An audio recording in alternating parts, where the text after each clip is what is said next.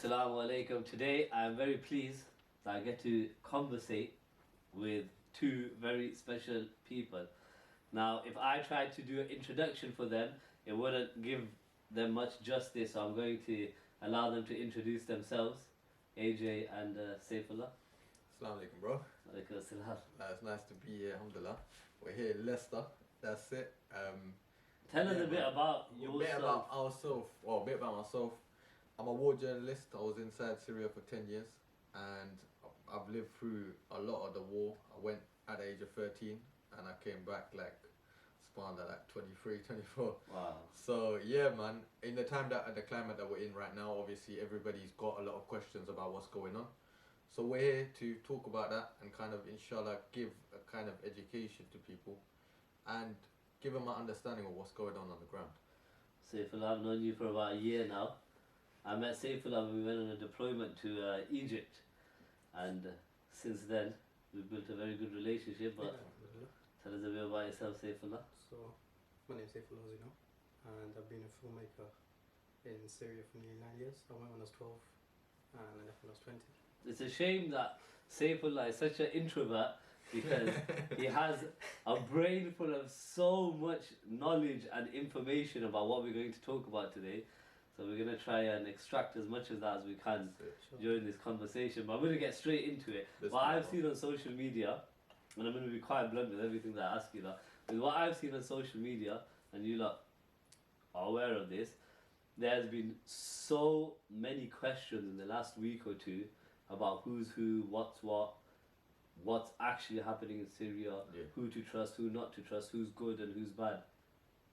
You guys have lived there for 10 years from the start of the war all the way up until the last 1-2 years. Yeah. So there's no one better to ask than yourselves about what's actually happening on the ground. HTS, who are they? So HTS is a rebel faction inside Syria. There are two main rebel groups, and this is where people get confused. Majority or both of the rebel groups on the ground are supported by Turkey, and they've been fighting against Bashar al-Assad, who is allied to Russia and Iran. So they're his allies. So when we look at who's the good guys on the ground, similar to Palestine, we look at who are the people and what are they fighting for. And the rebels are fighting on behalf of the Syrian people. They're fighting for justice for their country, to remove oppression. And one of the things that they've made very clear throughout their time, which the Syrian people came up and rose for this revolution, was for Islam. Because what was happening before the revolution started was a lot of people were getting suppressed, they were getting arrested, they were getting tortured, and a lot of this stuff has started to come out now for a lot of people because of their Islamic identity, because you're not allowed to, for example, have a beard, go to the masjid. If you look at some of the papers for some of these people that have gone through torture, it says gone to the masjid a few times for Fajr and you're picked up and you're gone. Am I right to say, were masjids closed in cities like Damascus and Homs? Were they no one's allowed to enter? I wouldn't say closed, but they were under heavy surveillance. So if people were getting arrested just for going to the mosque, just for praying. So what it is they didn't want people to have an Islamic identity. So it was known as a Muslim country, and this is another misconception that people have. They say, look, a lot of foreigners went there to study. Even myself, something that I haven't spoke about personally, is that I went in 2006 with my family. And when I went to Syria, subhanAllah, it was beautiful. You meet loads of people, whatnot, and you would think as an outsider that it's a Muslim country, it's a lovely place. But for Syrian people and for what they were going through was different to others that were coming and viewing from the outside. Do you understand? And only as a Syrian you would understand the situation that's going on in your country. And the thing is, there were foreigners that fell into this. Even with my dad, in 2006 he got kidnapped for 6 hours by Bashar al-Assad's troops, and he went missing. We didn't know where he was. Now they thought, because he's Pakistani, obviously our country's back home and not the best representation for us, they were like, jackpot, we've hit this guy, and because he's got a long beard, because of the way he's walking around, we're gonna take him. But when they realized he's a British national and he's from the UK, they were like, okay, we need to rethink our strategy here. So they said to him, look, when they were trying to extract information and ask him stuff, they said to him, why have you come here? Why are you trying to push the people into thinking what you look like is the way that they can be? You're giving them an idea that this is what we need to stand up for, because this is the Islamic identity, full beard, clothes. And he was like, why would I change the way I look if I can do this in the UK? Do you understand? But for the Syrians, it wasn't like that. So these are the things that they were going through. So to say the masjids were closed and places were closed, no. But there was a very, very massive problem, and this happens in a lot of the Arab countries, where you have the government officials that are watching you. For the people that aren't aware, Yeah. and everyone's under the sort of assumption that Syria is a Muslim country, who runs Syria then? And the Alawites. And who are the Alawites? You gotta give an explanation, bro. Because I know, but other people 100%. watching probably don't. Who are They Alawites? are What a do they minority represent? sect from the other sects, like for example, you got the Shias, the Sunnis, the Christians. They are actually a minority, but because Bashar himself is an Alawite, all the higher ups and the high command, they were given those high positions. But what do Alawites believe in then? So the That they're so Alawites against or the Muslim. Alawis, they have a belief in a system which is a secret system, but their belief is, as far as I'm aware, is that Ali radiallahu ta'ala is Allah. That's their belief. So majority of the scholars of Ahl Sunnah all believe that they're not Muslim. Do you understand? So and the funny thing is, even the Shia don't class them as Shia. They don't believe that these guys are from us. They believe that they're gone as well. It's only during the war, when the Iranians joined the Bashar army, that's when they made that alliance, and they were like, you know what, these guys are cool. Acceptable to Yeah, you're acceptable, because we have a common goal in taking out the other lot. So this is what it is. But the main crux of it, and this is what people don't understand, is for the Syrian people themselves, it was never a sectarian war. Do you understand? It was a resistance against a person, Bashar al-Assad, and his army that was oppressing them. So even if we run it back to the start of the revolution in 2011, it was because Bashar al-Assad tortured two little kids that stood up and wrote on their wall in their school that we're gonna come for you next, oh Bashar, your turn will come, oh doctor. And the reason why they done this was because of the Arab Springs that were going on around them. They saw, people like Gaddafi getting taken out of his place and people standing up. Instead of Bashar actually, dealing with the situation in a smart manner, going to the families, chatting to these kids, or sending the army to do that, he basically sent the troops to go to the school, kidnap these children, torture them in some of the prisons that we've seen today, and then send them back to their families in body bags. And another main point of this was, when the families asked for their kids in this time, the families were told, and the fathers were told, forget about your kids, and if you can't forget about them, send us your wives and we will make you more. Do you understand? And in Arab culture, that's a cost. Do you understand? That's something that cannot run.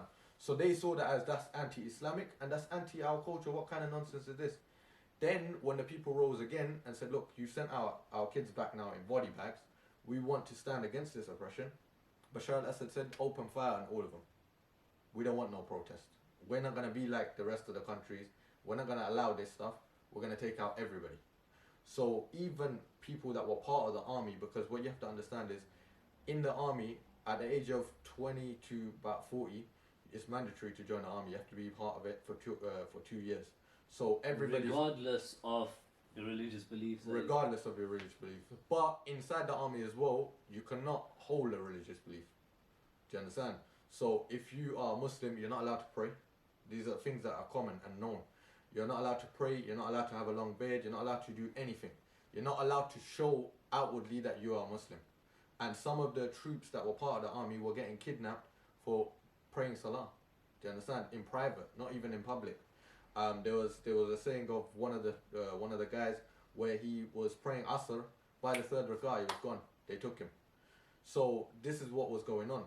So it was basically removing their, you could say, suppressing their Islamic belief, and also removing their dignity. Because if you don't allow people to do what they want, you're removing that from them, you're removing their dignity.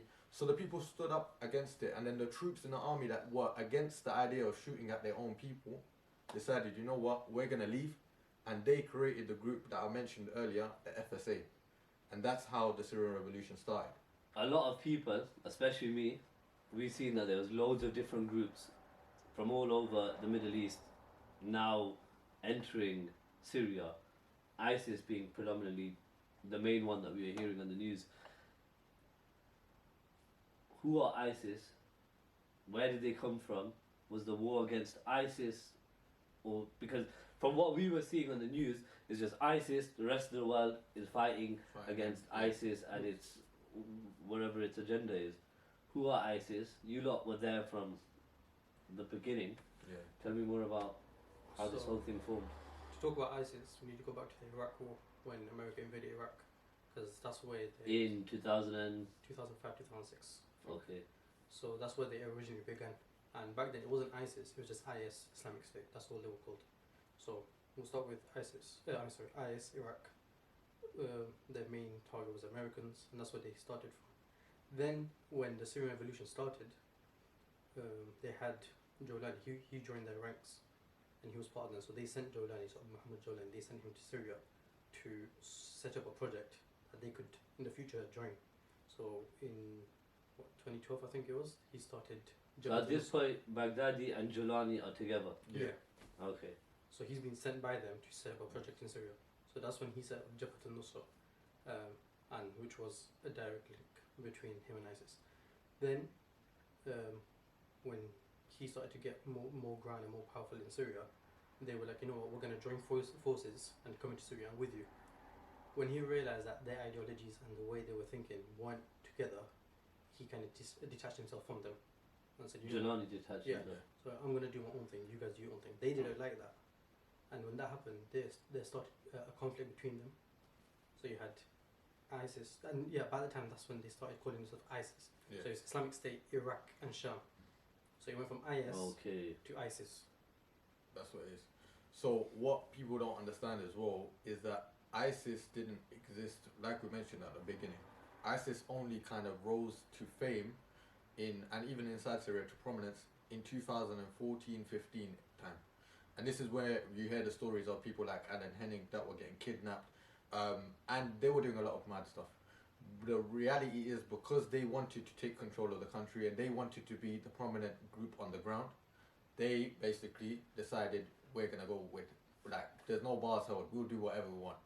And the fact that obviously they felt that this guy that we've sent to this country, because that's his hometown, is now more popular than us, and we were his bosses.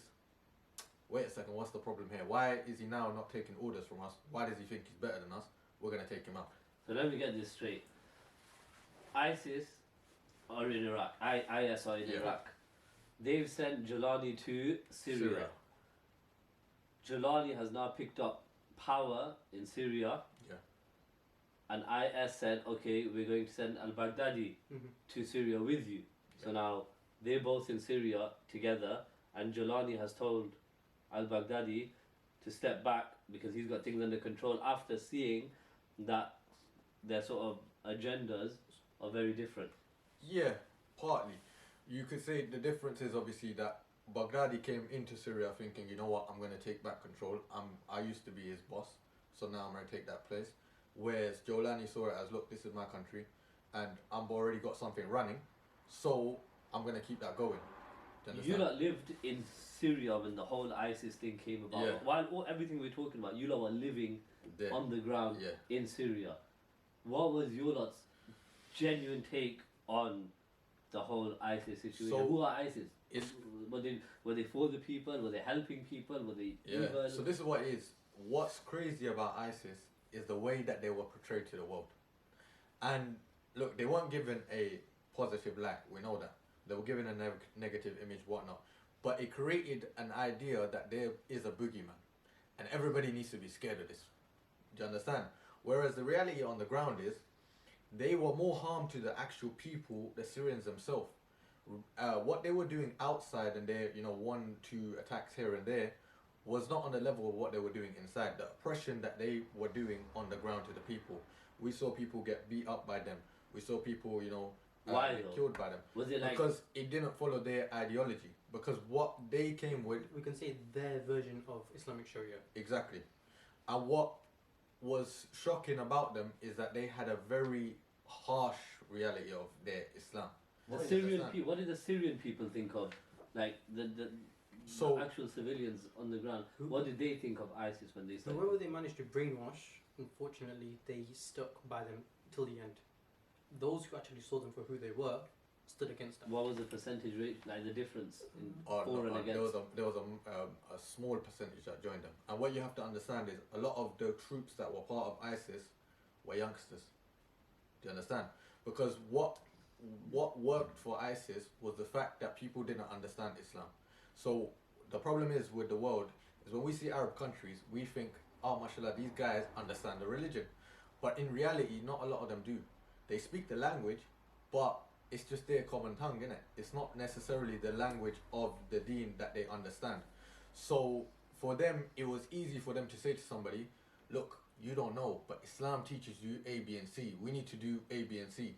Do you understand? And another big part of ISIS was foreigners. And what they would do is get these foreigners who didn't know the language, didn't know the lay of the land, didn't know the people, to start attacking people. So, subhanAllah, there was a story that happened with us where some of these ISIS members who were Chechens, they came with a map and they came to my uncle and they said, what is this area? And they were crying. And at the time, our Arabic was like bad, so we couldn't really speak to them and they couldn't really speak to us. But we tried to figure out what they were saying. And they said, we were told that this area is kuffar, is this true? We went there and we killed everybody. And then when we were like, no, this is a Muslim area, what are you talking about? The Bashar troops and whatnot are far away from it. This is an area that's kind of under Free Syria. Then they started crying and they said, we didn't understand. We went there and we killed everybody and then we started hearing the azan and people were, like going to pray. But it's too late. You've already That butchered reminds me of somebody. the story of Khalid bin Walid. Something similar happened to Khalid bin Walid. But this is what it is. You've taken away the cause and you've pushed your agenda. And what happened was, for the Western world, it was an easy way for them to get into Syria. So they knew how to essentially groom people Yeah, they in were their very- country Exactly. and at international In stage. reference to his point where he's a teenagers, in one of the towns, they were known for their connection to ISIS even after ISIS moved away. And the way they would get to them is they'd call the youngsters and they would travel to the ISIS areas, spoil them, teach them their version of Islam, give them gifts to send back to the family. And they let them go back to the family, they go back to the families, they got new phones, new tech, whatever, in hope that they could brainwash the family and take them over with them. That's what And this is what it is. A lot of kids were basically going missing from areas, from their parents' houses and stuff, and then we would find out they joined the ranks of ISIS. And then these same kids will come back later, and some of them would attack their own family members. So it was bad to that level. And also with ISIS themselves, their ideology was, you're either with us or you're not Muslim. Do you understand? And It we're was gonna kill simple as that. And we're gonna kill you. Because what they believed, and this is one thing that was strange about ISIS inside Syria, is that they didn't fight against Bashar al-Assad for most of the time. They fought against the Muslims, because in their ideology, anybody that's left Islam or is not a Muslim, we need to attack first.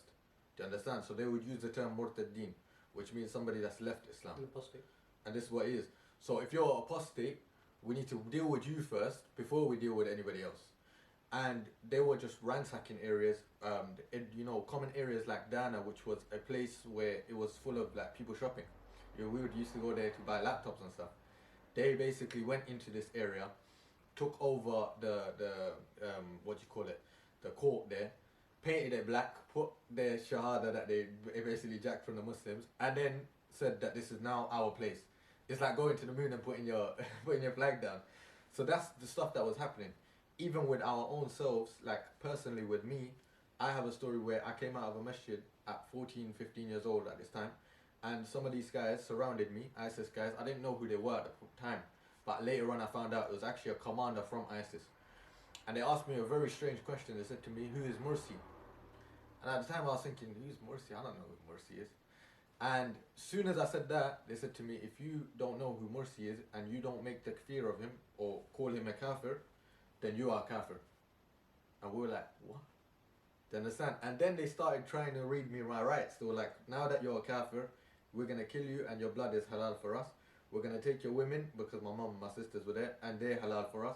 Your possessions are... And I'm thinking, what's going on Your here? 15-year-old child, 15-year-old kid, bro. they've said, call this person a kafir, Yeah, an unbeliever, or you're dead.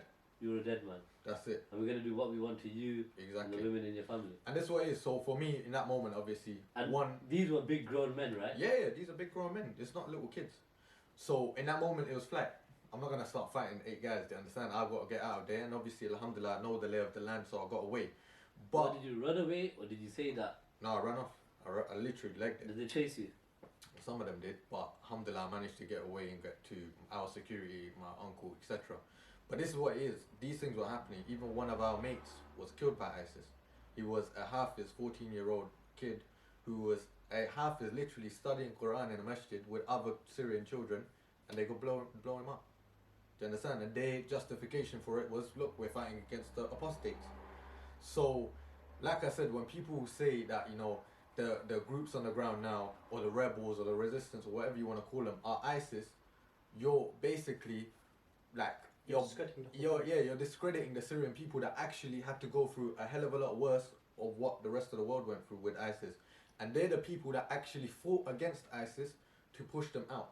Because the areas that ISIS took, they got pushed out of to the desert, Iraq. Okay, so we're under the understanding ISIS are evil. Yeah. We know that ISIS, they weren't doing anything for the people that are going under oppression. They weren't helping the people of Syria. Yeah. It just became, for them, a reason to extend their so-called Islamic state, which wasn't so Islamic. Yeah. So now you've got Jolani, HTS, you've got ISIS, you've got the Kurdish group that have now entered the war from Iraq as well. So they came in from Iraq, but they were on the borders. So they now, stayed at the border. yeah, this is where it gets a bit technical. So go on, I'll let you jump in here. No, I was going to say that even though they were in Iraq, you had the The Kurdish Kurdish areas in Syria. So this is what I was going to say. So where it gets technical is the Kurds have a war with Turkey. And we know this. This has been a long-going war for years. So the Turks do not want the Kurds at their border. And they don't respect the Kurdish militias. At first, when America kind of got involved with the war in Syria, they were actually supplying weapons to a group of about 100 rebels that were part of the Free Syrian Army, the FSA, to fight against ISIS. But obviously they got murked because By Turkey? by ISIS themselves. They got taken out. Okay. Because you've given these guys 100 people some weapons to go and fight these guys. They got outmanned, they got outplayed. Do you understand? So then the Americans decided to change their strategy. They said, you know what? Forget the Syrians. We're not going to arm the Syrians. Let's arm the Kurds against ISIS. So then the Kurds decided to fight against ISIS, and then the rebels were also fighting against ISIS, and that's how they got kind of moved. But at the same time, because now Turkey was supporting the rebels, the Kurds didn't like that. So the Kurds had a front with the rebels as well. And that's how the war is kind of mixed. So did the Kurds take a good stronghold of Syria at any point? So all the areas that ISIS had, the Kurds took control of that. Yeah. So even till today, for example, some of the ISIS fighters that are left, or women, others, are in camps in Kurdish areas. As prisoners? Yeah, so one of the prominent ones is Shamima Begum, for example. She's in a Kurdish camp in their areas. Now... So is she in a refugee camp, or is she in imprisonment? It's an imprisonment, but it's also, like, you can call it a refugee camp at the same time. Controlled by the Kurdish militia? The Kurdish militia. So, okay, we've established that there's many different militias on the ground fighting. Where is Bashar's regime at this point now? So, you want to answer? What, in terms of map-wise? No, in terms of the fighting, we know that ISIS are fighting the Muslims that are living in Syria. HTS got a conflict with ISIS. The Kurds have got a conflict with ISIS. Yeah. Again, it's showing like a war on ISIS. Yeah. But there was also a front with Bashar. Now, Bashar before the rise of ISIS, so now we got to go back in the timeline a little bit. Before ISIS had come into Syria, 2013 to about 2014, the rebels controlled 50% of the country, if that. So I'd say about 45-50%. So areas like Aleppo, that some of the areas in Aleppo that are open today, I was there. Do you understand? We were extracting families from these areas in 2013 when I went. So we were in prominent areas like Salahuddin and others. So if you look at the map, you'll find these places. Even when it comes to Hama, some of the areas close to Hama, Latamana, these areas, they were controlled by the rebels. And then also going into Latakia and Latakia from the side, that was controlled by the rebels. With the fight against ISIS, the rebels kind of got pushed back, but they were fighting against Bashar at the same time. But obviously, because there's an attack from So behind. when you say rebels, you're talking about HTS. specific. Yeah. Okay. Because there's an attack from behind as well now, with ISIS attacking these guys, obviously they're not able to push from the front and they're getting attacked from behind. They had to retreat, and a lot of them got pushed all the way back to what was left in 2018-19, 2% of the country. Okay. And now, obviously, I'm presuming Bashar started feeling like, you know, things are going bad for him. And he called his friends in Iran and Russia, who then came and started doing the Russia worst. came in with something called a scorched earth policy, where they would flatten The ground. Don't care who was that. So who were they? Who was Iran and Russia mainly bombing at this point now? So all these people are fighting in Syria. It's chaotic. There is civil war in the country. Bashar is feeling like, okay, you know what? Things are getting bad for me. I need backup. He's called Iran and Russia. They've said, okay, we're gonna flatten these places where everyone's fighting. Where did they flatten? Because obviously one of the main ones is, I know, Aleppo. And I've seen the images of Aleppo and I think it's 2017, 18. 16 to about 17. 16 was when they besieged Aleppo. Yeah, and you know the images were coming out. I remember seeing all the videos and So footage we worked in those areas, bro. at that time. So yeah, go on. So I'd say when Russia entered, they didn't just bomb the refugees and the civilians living in the freed areas. They bombed ISIS, but their main target was the people in the freed areas. Civilians, women, elderly, they didn't really care. For them, they saw us as one enemy. We need to take back control. And Iran and Russia were doing this. Why? Because they had an alliance with Bashar. Now, this is where people get confused. This is where a lot of the now conspiracy theories come from, etc. Because they say, okay, Iran has been helping the Palestinians, and they only joined the war because they wanted to help the Palestinians along with Bashar al-Assad, which is not the case. Iran was active with troops on the ground inside Syria, and they had their militia called Hezbollah, who were also there fighting against the Syrians. And they had famous figures from there, like Qasem Soleimani, who also fought against the Syrians. Now, I've seen the Iranians fighting firsthand. When we went into areas like Kasab in Latakia, when we were extracting families, I saw the Iranian troops shooting at people. Civilians. So this is what it is. They didn't have a policy of we're going to only fight the guys on the front line. And this has never ever been the case, by the way. Even when you look at now, when the liberation was going on and the rebels were taking the areas of the Free Syrian Army and the HTS were taking the areas of Aleppo, etc., most of the bombing was happening in Idlib, in the safer regions, which was the places where the civilians were going to, not where the rebels were actually based. Do you understand?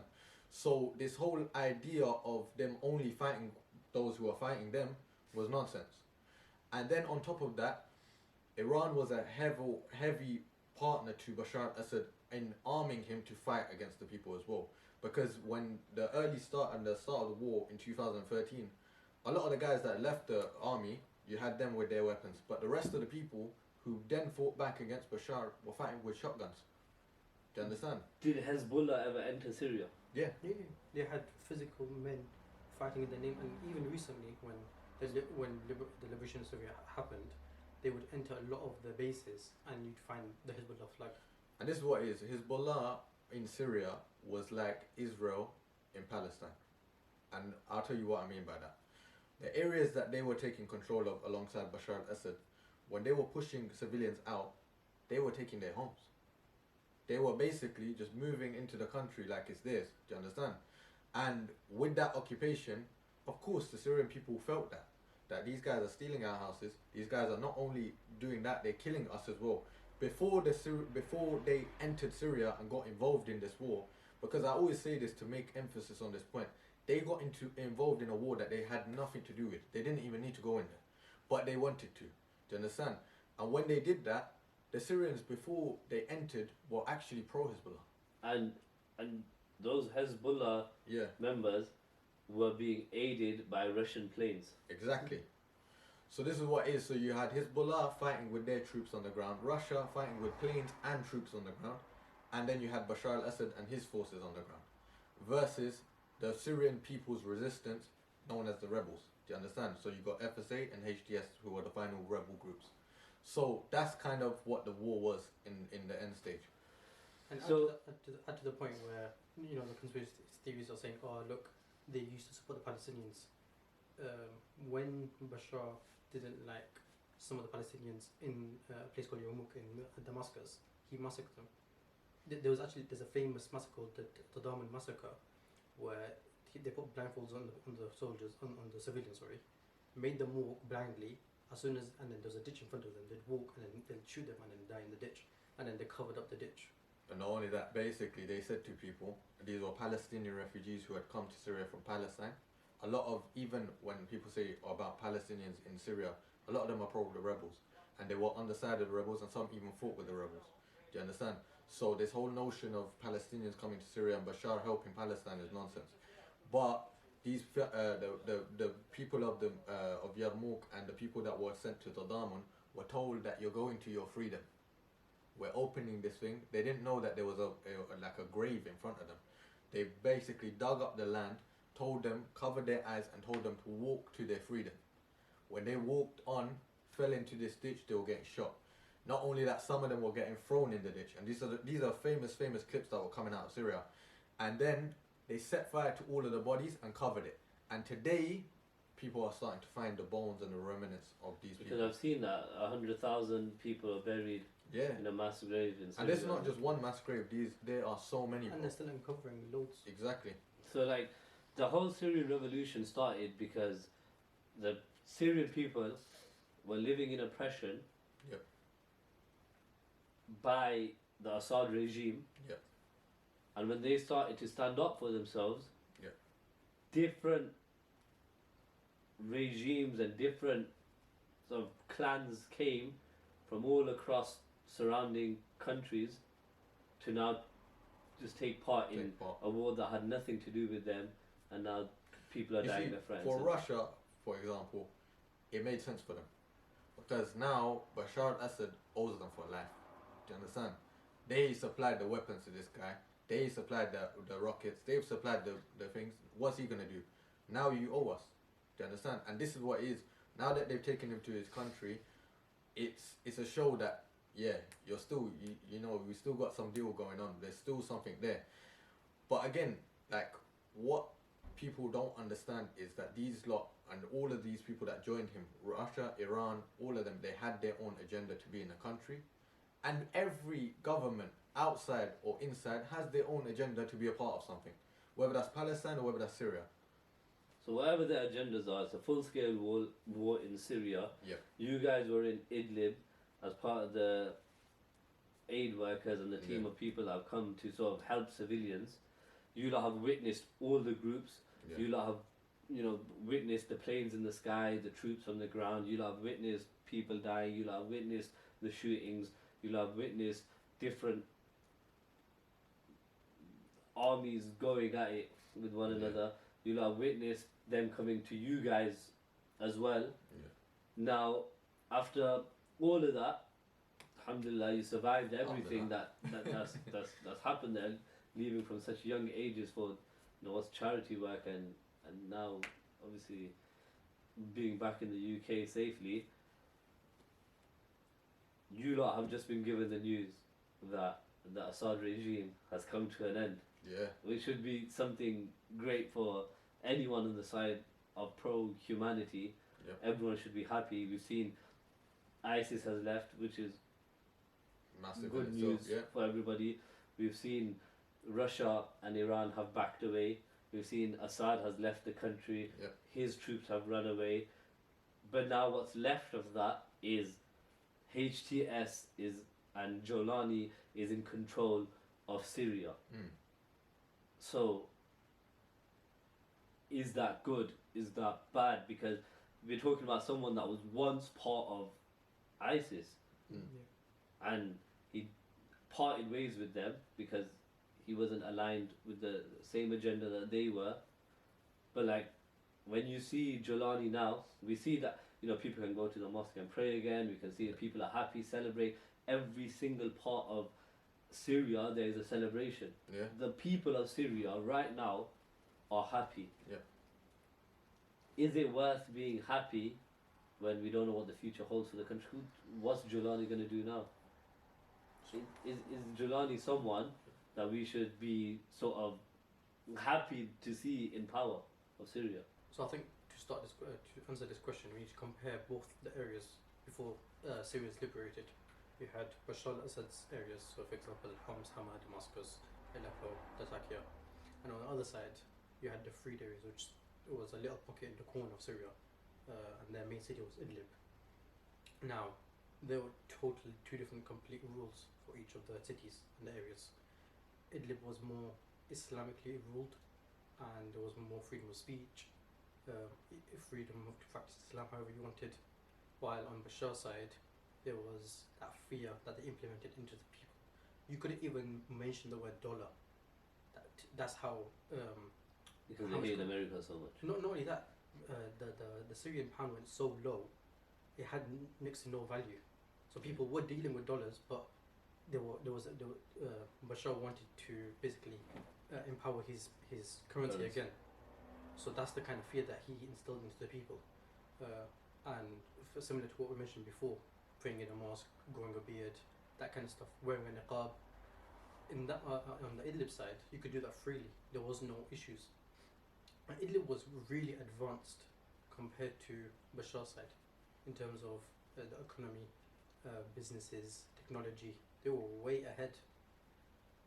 So I think that's where we start from. I understand that. Yeah. So I'll jump on Like- from there. Because it makes sense. Bashar was a bad guy. He did nothing for his people. He did nothing for the Mm. country. No, rebuilding of infrastructure, Yeah. and he was against Islam. Mhm. So he was a bad guy. Everyone was under oppression.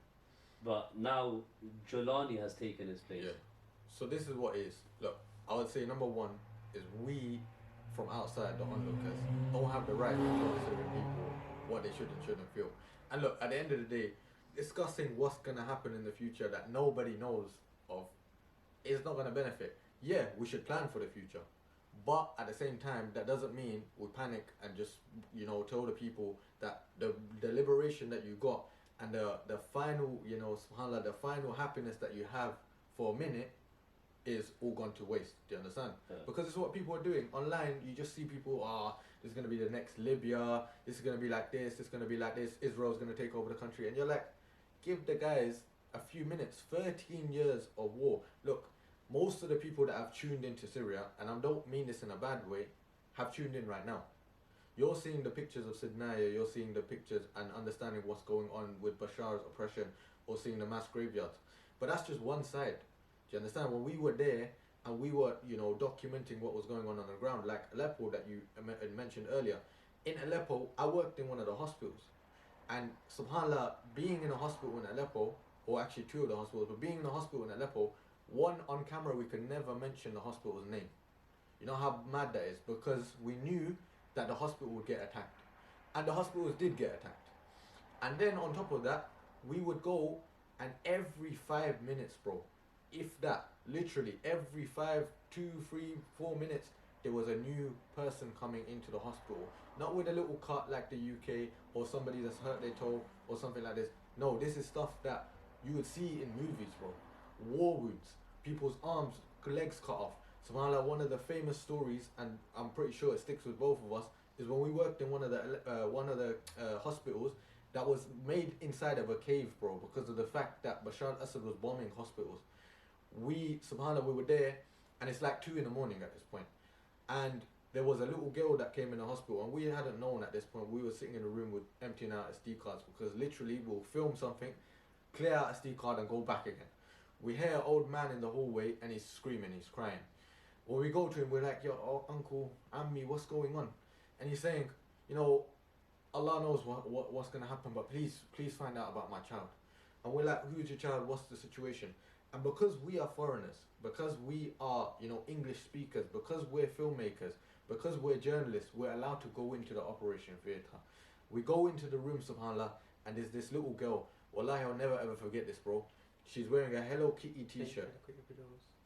Exactly, Hello Kitty pajamas, bro. Where they're pink. This could be anybody in the UK's kid, bro. Anybody. Your little daughter wears Hello Kitty, do you understand? Right now it's come back into fashion. Hello Kitty pajamas, bro, and half of her face is ripped off. These are the things that Bashar al-Assad was doing. He wasn't targeting just normal people, or just targeting the fighters, or just men. No, he was targeting men, women, and children. Her face was ripped off, bro, and we had to go and give the news to her father, who's still sitting in the hallway and saying, Alhamdulillah, Allah knows what's going to happen. Allah knows what's best for me. Do you understand? So, when you're seeing all of this stuff, and when you know what's the situation, and when you've been tuned in for that long, when you know in 2016, Aleppo city was clamped down, and people couldn't even get food inside. When you know the areas of Zabadani and Madaya, where you know what they had to do, bro? They had to ask the scholars of the areas, can we eat cats? Because there's nothing else to eat here. There's nothing else. And I remember we done a challenge, as live updates, we done a challenge called the grass eating challenge, where we asked people outside to join the struggle and eat grass, and not many people wanted to join it. Do you understand? But that's what the Syrian people were going through. So looking at it from that side now, and subhanAllah, there's so many stories, bro, I can rattle off. There's another one, even in the same hospital, after that little girl, who we don't even know who her name is, bro. In the next 5-10 minutes, bro, there's 2 little boys that come in. And this one is, for me, is a mad story. 2 little boys come into the hospital. One's got a cut. We've gone up to him, all dusty. We don't know what's the situation. Now, the doctors are telling us, bro, as media guys, to help them, you know, fix the wounds, do the injections, sew up the cuts. I've gone to the kid and I'm filming, and the kid's saying to me, uncle, where's my cousin? And I'm saying, I don't know. And I know the cousin's on the next bed, but he, because of how mad it is, because of the bombing that he's just come from, he can't even tell. I'm saying to him, what's your cousin's name? I need to get some information out of this kid. Where have you come from? What's your cousin's name? He can't answer the question, bro. He's saying to me, where's my cousin? Where's my cousin? Where's my cousin? I go over to the next bed, bro. I put my hand on his pulse, and I was the first one that declared him Shaheed. The first one. Now what do? Go back to the kid and tell him. And this cousin is in a blue t-shirt. And why am I calling him cousin? Because we don't know his name, bro. We have to carry this kid through the corridor of the hospital in our arms. All of this stuff is documented, bro. Carry him in our arms to the outside, to the ambulance. The ambulances drove him to the masjid, bro. And you might be thinking, what do you mean the ambulance drove him to the masjid? They had to call on the radio and on the loudspeakers in the masjid and say, older parents of the kid that's wearing blue, please come and pick up your kid. Because if you don't come in an hour, we have to bury this kid because the body is just going to sit here. Imagine the families that don't even know that their kids are in the ground. We don't even know if his family's alive. We don't know nothing about them. So now you've got that added to the people that have lost their family members in all of these torture prisons, in all of these, you know, subhanAllah, these situations, Darmun, all of these things. There was so much going on. So now, when 13 years of that, bro, 13 years, and the people finally got a breathing point, they're finally happy and they say, you know what, alhamdulillah, we got rid of this oppressor and his allies that were constantly doing this to us. We finally can breathe and say, alhamdulillah, we've got a country back. And you're looking at them and saying, oh, well, what's going to happen tomorrow? What, you're not doing enough? Do you understand? It's hypocritical from us, bro. Because wallahi, we're not putting ourselves on the line. It's crazy that we all want to be, you know, influencers. We all want to be the people that tell others what to do. We all want to, you know, talk about Syria like we know what's going on. But the reality is, we are not putting our life on the line like the people put their life on the line. So if you're not going to do that, then respectfully, shut your mouth. Do you understand? And don't tell people that they can't be happy. Hearing that is heartbreaking. We know Bashar al-Assad, like, he's done so many terrible things, and he was a horrible human being. We've seen everything that's happened in Sadnaya, and we wouldn't wish that upon our worst enemies, to be led or be under the regime of someone like Assad, who is probably up there with probably the worst dictators in the world, in the history that we've ever seen. Like, Yeah. we've seen live footage of some of the torturous things that he's done to his people, men, women, children. It didn't matter. But there have been now conspiracies coming out left, right, and centre, Yeah. as you said, since the victory of Jolani. We've been seeing all over social media, and I've seen your comment sections and how much attack Yeah. you've been getting since speaking about all the situation. And Age is one of those people. He never just started talking about Syria. Now he was talking about Syria when he was there, and from the moment he was in the UK, he's been educating people on what's actually happening in Syria. So this isn't something that's new to Yeah. him or Saifullah. Saifullah has educated me on Syria more than anyone has. I had a completely different understanding of Syria before I met Saifullah. So now that Jolani's in power, the Syrian people are happy. Yeah. The people that have lived under the oppression are the people that are cheering, are chanting his name, and are happy for him. And as we know, no one has a better understanding than the people that are going through the oppression. 100%. They're celebrating the fall of Assad, and they're celebrating a new beginning for Syria. Now, with these conspiracies coming out, they're, from, if I'm correct, the moment Syria was free, Yeah. Israel started bombing Syria.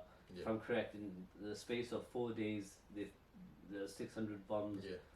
Whilst liberation was happening, they started. They started. Yeah, so even before Yeah. Syria Yeah. was officially declared free, Israel had already started bombing Syria. Yeah. Now, the conspiracy theorists are now saying, well, this all plays hand in hand. They started freeing Syria. Israel is now attacking Yeah. Syria. Maybe they're partners. Maybe they're working together. Is Jolani working with Israel? What information do we accept? What information do we take as Yeah. factual? What is happening with the whole Israel situation in Syria now? So when it comes to Israel, there's two things to mention first. The rebels, everyone says, okay, but it's strange that the rebels took this time, especially because of the ceasefire in Lebanon, and obviously Russia kind of backing off because of Ukraine, and Israel kind of having an upper hand. It's strange that the rebels went in at this moment. Now, to answer that is very, very easy, because the rebels themselves, from both groups, FSA and HTS, made it very clear that yes, we knew Hezbollah were busy with that, and we knew Russia was, and they're both our enemies, so it's good for us that these guys are busy. It's a strategic move that now Bashar's got less support, we would attack the guy. But there's no evidence to prove that the rebels have any alliance with Israel. And on the contrary, subhanAllah, this is what the maddest thing is. All of these guys that are, and I say it like this, all of these guys that are forcing information down your throat that you don't even understand. If you look at a lot of the pages online that are just putting up so many random articles to prove their point of Israel, backing certain groups, or Israel doing 1, 2, 3, they're not even actually quantifying what these articles mean or what these statements are. Some of them are even sharing the Israeli Times as proof for, Israel. And the funniest thing is, wasn't the Israeli Times the ones that were telling us, 40 beheaded babies and all of these crazy stories that we found out were untrue? So how can we take Israel's opinion and their, evidence for anything? Now, there's those misconceptions, and this is what it is. Israel realized that, okay, the rebels are taking over, and we have a problem because we cannot let them take over, and they may take the Golan Heights. Because you've got a guy called Abu Muhammad al-Jawlani, Abu Muhammad from the Golan Heights, we're terrified. This guy might come and take his hometown back. Do you understand? Yeah. So what they decided to do was bomb all the areas. But what was part of this was when Bashar al-Assad was leaving the country, like the coward that he is, and the statement that he put out after I didn't leave to the last moment. When he was leaving, he made a deal with Israel, and he said to them, "This is where the strategic points are. This is my plane. I'm gonna be leaving." And this has come out from Russians, not from the rebels, not from. This is his own allies, the Russians. His source are telling you that this guy made a deal with Israel, and then, soon as he started his flight, Israel started bombing all of the strategic points. So they're not bombing every civilian area; they're attacking everything to do with the ammunition bases, weapon depots, anything that Military had information. Exactly, military airports, information on prisoners, passport offices, all of this stuff to get rid of what the government had there. So Bashar al-Assad, in his last moments before leaving, sold out Yeah. the Syria and the Syrian people even more than he already Then he already had in the has first place. by giving all that information to Israel so that Israel allowed him Yep. to use his airspace and leave the country. Yep. Wow. But alongside that, And this is coming from Russian sources, bro. Wow. not only did he sell them out, he stole their wealth. So he had, I think it was either 1 or 2 planes full of money that he stole from the Syrians and that he fled to Russia with. And then on top of that, there's an argument that says, because I'm gonna dissect each one of them. There's an argument that says, okay, but Bashar al-Assad was helping the Palestinians, which we've already taken out of. There was Palestinian leaders of their resistance inside Sydney prison that got released. There were Palestinians that were part of the rebel forces that fought against Bashar al-Assad because they knew that what was happening. And Yarmouk camp is one of the major ones with Dalamon that Bashar al-Assad was attacking the Palestinians. He was not nice to them, he was not their friend, and he wasn't the axis of resistance that people claim he was being. Now, what you have to understand as well is that people say, okay, but the Golan Heights are there and the rebels never attacked Israel. Now, number one, the rebels are not on the same level as groups, because other people say, oh look, Yemen, they're doing their thing, the Houthis, they're doing their thing, they're sending rockets. The rebels don't have rockets, they don't have this ammunition, and also the Houthis were given those rockets by Russia, their allies. So the rebels didn't have none of that stuff to fire over Bashar's areas into the Golan Heights. Also, Idlib is miles away from the Golan Heights. So the rebels have no way of attacking the Golan Heights. It's not a Marvel movie. They can't fly over them like Superman and get to the Golan Heights. And this is what people need to understand. And then the third thing is Israel's claim that they supported a rebel group that was there. Yes, they supported a rebel faction that was in Syria, but the rebel faction was pro the Israeli government. They had them on the Golan Heights to protect their area from getting taken Who by was this other rebel groups. faction? There's no name of them. There's no proof. Even if you read the article, it doesn't mention anything. It doesn't mention the name of the group. So people are adding, and this is why I'm saying people are shoving information down your throat and putting all of this misinformation out there that others don't understand because they're not educated on the ground. Like you got people like Richard Medhurst, for example, who will tell you, Turkey's doing this, Turkey's allied with the rebels. Well, if Turkey's allied with the rebels, they're allied to America because they're NATO. That means America's part of the rebels. Do you understand? Yeah. And because people don't understand that, they're like, this makes sense. So in reality, every single one of them had their own groups and had their own purpose. And the Israeli faction that they supported and treated in Israel, whatever, was the faction that was helping them control their border, control the land that, remember, was given to them by Hafiz al-Assad, who they allowed to be in charge of Syria, who is Bashar al-Assad's father. So when you come up with all these conspiracies, check the history. Check the history. One Google search and you'll find it out. And then obviously, to all those that point fingers at the rebels now, why are you not attacking Israel now that the Israelis are there? One, give the people a breather, like I mentioned. Do you understand? They just liberated the country. And strategically, if it was any other place in the world, you would not expect them to go straight into another war. Do you understand? It doesn't make any sense. Of course, the Ummah would love for that. But in reality, you're sending a group of people that fought as guerrilla warfare on the ground to go into a war with these guys that have got planes, rockets, all of this stuff, do you understand? And have taken out all of the remains of Bashar al-Assad's army and his barracks and etc. On top of that, those who point that finger, why do you not hold Bashar al-Assad and his father accountable for what they did? They did nothing when Israel attacked. It was even said that Hafiz al-Assad retreated before the Israelis got to the Golan Heights in the first place, when they took the area. When they were bombing Syria over the last couple of days, they did nothing. There was no retaliation from Bashar. There was no attacks to Israel. There was no supporting the Palestinians. So where is the same? Where's the same hand when it comes to them? Yeah. Why is it one-sided?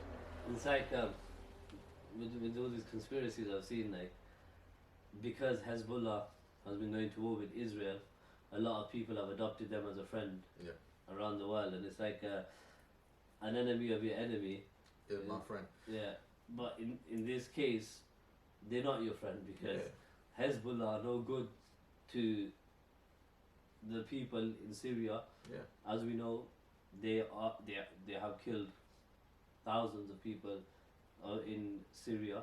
Yeah. They have oppressed people in Syria. And although whatever's happening with Israel and Hezbollah, if we feel like there is some sort of resistance to Israel, does not make the people of Hezbollah good. This is what it is. Look, for those who say, okay, the rebels should have not attacked at this time is crazy. So you expect the people, if you are pro-Palestinian, you should be anti-oppression.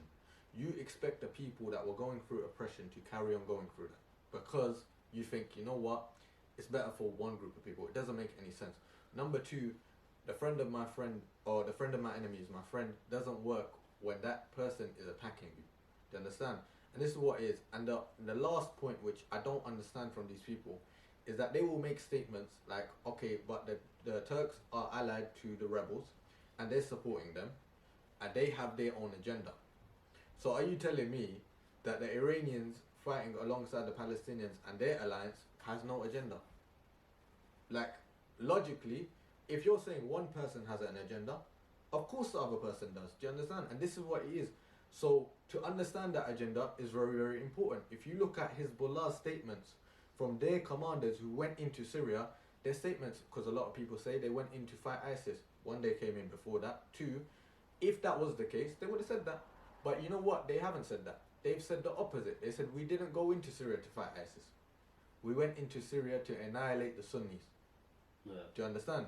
So this is what it is. So when and I was going to bring that up, like exactly, there's a Sunni Shia war involved as well. And look, with this, nobody is saying that all Shias are bad and we need to. Do you understand? That's not what we're saying here. But we're saying if a group of people, whatever religion they are fighting you, but for their religious identity, whether that's the Crusaders, whether that's the Shia, whether that's whoever they are, then you have to understand that you're not going to sit there and say, okay, for the sake of another oppressed people, we're just going to take the slap. Yeah. Because as I explained it to one guy, I said to him, if I come to your house and I'm a humanitarian aid worker and I slap your mum, are you going to say to me, if my mate comes to you and says, you know what, he's a good guy, are you going to say, you know what, for the sake of the charity work that he's done and the good that he's done for other people, I'm going to allow it? Yeah. No, you're not. And to add to that point, even recently when the liberation started, there's a particularly famous guy from Hezbollah who's based in Iraq. He's called Abu Israel, and he bought a statement. He goes, he's part of Hezbollah, so he's from militia in Iraq. He put a statement down, a video, and he goes, if we get the court to go join the Syrian fight against the Sunnis, we'll be the first ones there. So it just shows you as well how deep the hatred against the Sunnis and Muslims is. And I guess this is where it all stemmed from as well. You go right from the beginning. The reason for the oppression is there was a group of people, a very small minority, who had a different viewpoint on Islam, but was far from what's anything Islamic, oppressed the Sunni Muslims in Syria, which caused this 13-year war. Now, just going back one more time to Jolani, you'll have seen him over the years. To most people, this is a new name, this is a new face, we've never seen this person before. You guys have seen him over the course of the last 10, 12 years. You lot are very familiar with who he is living in Syria. So, from what you've seen in the most recent times, he's of course had a change. He's not part of ISIS and he's actually fought against ISIS. Do you see a bright future for Syria now with Jolani in power. Not so much because it's Jolani, but because Assad is gone, Yeah. the people are free. But Jolani, in the end of the day, at the end of the day, is in power. Yeah. He has said things that I'd say are very positive for the people of Syria. Yeah. He has spoken out for the freedom of everybody, regardless of religion, Yeah. even the Alawites, the people of Bashar al-Assad. So he's open freedom for everybody. Yeah. So from my perspective, after hearing everything I say, I feel like, you know, someone like Jolani being in power right now may be the best thing for free Syria. Yeah. And would you guys agree with that in terms of, you know, Yeah. what's happened in, let's say, the course of the last 2 weeks? Yeah, look, if you look at the situation right now and how Jolani, or Ahmed al-Shara as he's now known as, took over the areas and was part of a unity of the both FSA and HTS, and they took all of these and liberated all of these areas, it shows that the guy has made a change and the guy is doing something. Not only that, we've seen from the interviews, from the way that he's addressing the people, and like you mentioned, from the way that he is now following what we class as the Sunnah. When the Prophet ﷺ went into Mecca in the final stages, he allowed the people amnesty. He said, those who don't want to fight, no problem, we forgive you, khalas, carry on. And remember, some of those people were like Hind, the ones that killed his own uncle and then pulled out his heart and ate it. Do you understand? So yes, people committed transgressions. Now, not all of the with that, Jolani is not just giving free service to everyone, freedom to everybody, because there are some big criminals that are there. There are people that were torturers. You know, subhanAllah, one of the guys that they caught in Homs, and this was a major story, about how he used to torture people, kill them, and feed them to his lions, his pet lions. Do you understand? These are people that are now going through the trial process. This guy got dealt with. So this is what he is. Now, over the years, yeah, like you mentioned, we've seen HTS grow, we've seen the different groups, we've seen all the factions. There have been mistakes and there have been major things that they've done, which we deemed as oppression. You know, HTS itself as a group did torture in the past. And me and my family spoke up against that. But we spoke up not because we're anti the group, not because we're anti people. No, rather we don't want oppression. Alhamdulillah, Syria is now in a stage where the country is united, the people of Syria are all united, the rebels have put their differences aside, they've come together, Assad is no longer there, the future looks bright for Syria in the sense that, you know, they're not going through this oppression no more, the Assad regime is completely eliminated, and, you know, we're seeing like a more beautiful side of Syria where now people like myself, you guys, anyone around the world can soon visit Syria for its Islamic history and its beauty. So, you know, hopefully we all get to go there at some point together. Inshallah. But what would you say now for the Syrian people and for the people watching at home? What would you want to tell them now that with the current situation or, you know, current standpoint that Syria is in? Yeah, I would say, look, number one is that we need to be a part of the next phase of Syria. You know, alhamdulillah, there are so many Syrians that were refugees that moved out of the country, that had to flee from Bashar al-Assad, that have now got the skills that we needed people for when we were there. You know, we were asking for doctors, teachers, we opened schools and we're not even qualified, you know. We need those type of people to get involved, and now it's on a massive scale. There's so many people that are going to need help. There's so many people returning to their homes that not there anymore. So get involved and be a part of the ummah, be a part of the struggle and be a part of it. And number two, my main point for the viewers, make sure that you're tuned in, because look, over the last couple of years, people have not been tuned into Syria.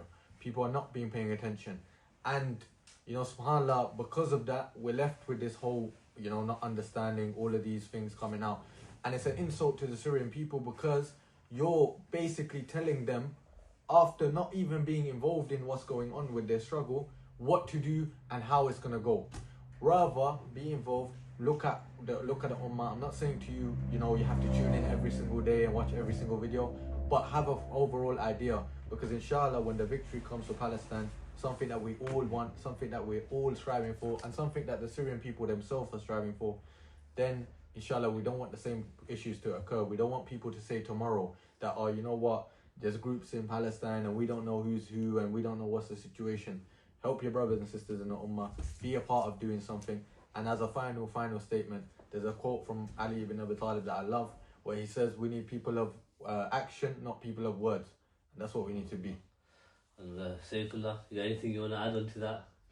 No, I think AJ, you said it all, to be honest. Hopefully at some point now, in the very near future, we look to booking some flights. Inshallah. And we go to Damascus and we can all be there with the people of Syria and enjoy Syria for the true beauty it is. It's been a pleasure speaking to you guys. And inshallah, we it's been an honor. Back again. Assalamu alaikum. Wa alaikum salam.